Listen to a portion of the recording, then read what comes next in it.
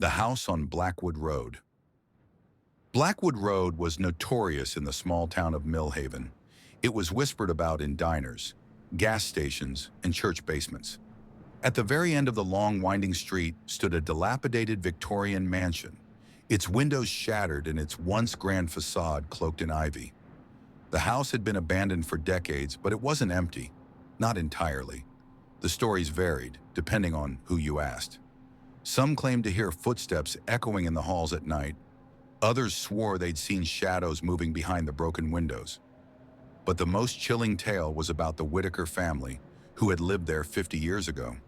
The Whitakers vanished without a trace one October night, leaving behind a blood-stained nursery and a series of cryptic notes scratched into the walls. When college friends Claire, Danny, Alyssa, and Nate decided to explore the house, it was supposed to be a Halloween dare. Armed with flashlights, a cheap camcorder, and the bravado of 20-somethings who didn't believe in ghost stories, they set out just after midnight. The air grew colder as they approached the house, a biting chill that seeped through their jackets. The front door creaked open with an almost theatrical groan, revealing a grand staircase coated in dust and cobwebs. Alyssa's flashlight flickered, casting eerie shadows on the peeling wallpaper. "This place smells like death," Danny muttered, wrinkling his nose. "That's just mildew," Claire replied, though her voice lacked confidence. They ventured deeper, their footsteps stirring up clouds of dust. Nate's camcorder beeped as he hit record. "All right, folk," he said in his best TV host voice. "Welcome to Ghost Hunters, Budget Edition. Let's see if we can find the infamous Whitaker ghosts." The first floor was uneventful. A ruined kitchen, a dining room with a shattered chandelier, and a parlor filled with moldering furniture. But as they ascended the staircase, an oppressive silence fell over the group. It was as though the house itself was holding its breath. On the second floor, they found the nursery. The room was untouched by time, eerily pristine compared to the rest of the house. A rocking horse sat in the corner, its paint faded but intact. A crib stood against the wall draped in cobwebs, and on the ceiling, scrawled in what looked disturbingly like blood, were the words, "They watch, they wait." "Okay, this is officially messed up," Alyssa said, backing toward the door. The air grew heavier, and the temperature dropped. Their breath came out in white puffs. A faint sound, a child's laughter, echoed through the room. It was distant at first, but it grew louder, closer, until it seemed to be right behind them. Claire screamed, spinning around with her flashlight, but there was nothing there. "Let's get out of here," Nate said, lowering the camcorder. His bravado had vanished. As they turned to leave, the door slammed shut. The room plunged into darkness as their flashlights flickered and died. Panic set in. They banged on the door, shouting for help, but the only response was the laughter, now mingled with whispers. The whispers became voices, unintelligible but urgent. Then the voices became screams. The walls seemed to close in, the air vibrating with a low hum that rattled their bones. Danny's scream cut through the cacophony. The others turned to see him being dragged into the darkness by an unseen force. His flashlight clattered to the floor, its beam illuminating his terrified face for a split second before he disappeared. "Danny!" Claire shouted, but her voice was swallowed by the din. The remaining three huddled together, their backs against the wall. The whispers returned, now clear and chilling. "You shouldn't have come." The rocking horse began to move on its own, creaking rhythmically. The crib's mobile spun faster and faster, the faded figures blurring into a vortex of color. Suddenly, the room went silent. Alyssa's voice broke the stillness. "Where's Danny?" she whispered. The door creaked open, revealing the hallway beyond. But it wasn't the same. The wallpaper was fresh, the floors polished, and the air warm. Voices echoed from downstairs, laughter, conversation, the clinking of silverware. The house was alive, vibrant. "What the hell?" Nate muttered. They stepped into the hall, drawn toward the sound. As they descended the staircase, they saw the Whitaker family gathered in the dining room. A man, a woman, and two children sat at the table, their faces eerily blank, their movements mechanical. Claire's foot hit the last step, and the family's heads snapped toward her in unison. Their eyes were black voids, endless and consuming. "Join us," the father said, his voice a distorted echo. Before they could react, The house shifted again.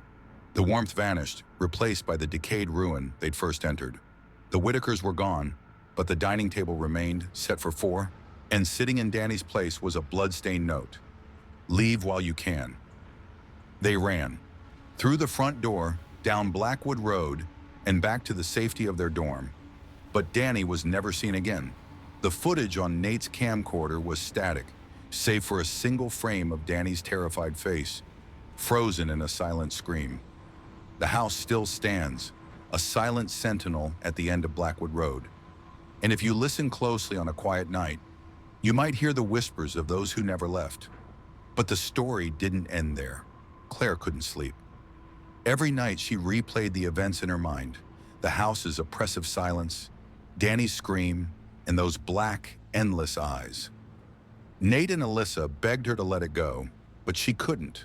Something about the house called to her, a whisper in the back of her mind that grew louder with each passing day.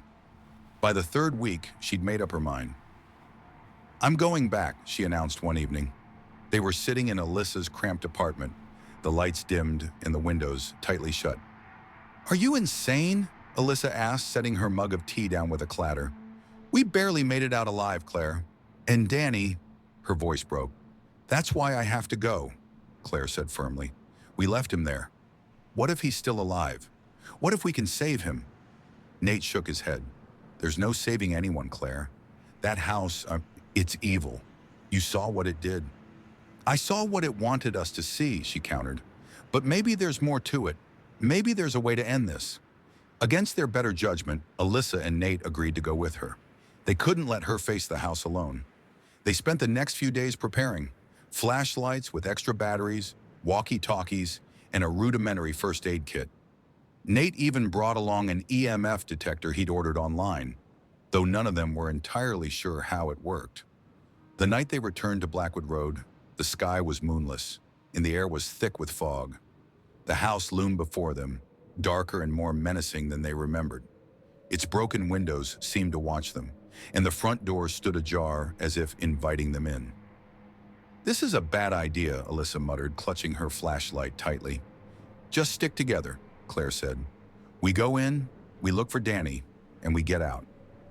The interior of the house was unchanged, as though it had been frozen in time since their last visit. Dust coated every surface, and the air was heavy with decay. The whispers started almost immediately, faint and indistinct, coming from every direction. "Do you hear that?" Nate asked, his voice trembling. "Just keep moving," Claire replied. Her determination was unwavering, but her hands shook as she gripped her flashlight. They made their way to the nursery, the epicenter of the house's malevolence. The rocking horse was still, and the crib stood empty, but the words on the ceiling had changed. Now they read, "He's here!" "Danny!" Claire called out, her voice echoing in the oppressive silence. The room responded with a low growl, the walls vibrating with an unnatural energy. The rocking horse began to move, faster and faster, until it toppled over with a crash. The whispers grew louder, forming words. "You should have stayed away." Alyssa screamed as something cold brushed against her arm. Nate's EMF detector spiked wildly, the lights flashing red. The door slammed shut, trapping them inside. Shadows pooled in the corners, stretching and twisting into grotesque shapes. One by one, they took form. Figures with hollow eyes and gaping mouths, their limbs bent at impossible angles. "Run!" Claire shouted, but there was nowhere to go. The shadows closed in, their distorted faces filled with malice. Just as they reached the group, a blinding light filled the room. The shadows recoiled, hissing like steam, and the door burst open. They didn't wait to question their luck. They ran, tearing through the house and out into the night. But as they reached the safety of the street, Claire stopped and looked back. The house stood silent and still, its windows dark. But in the nursery window, she saw a figure. Danny. He was watching them, his face pale and his eyes black as the void.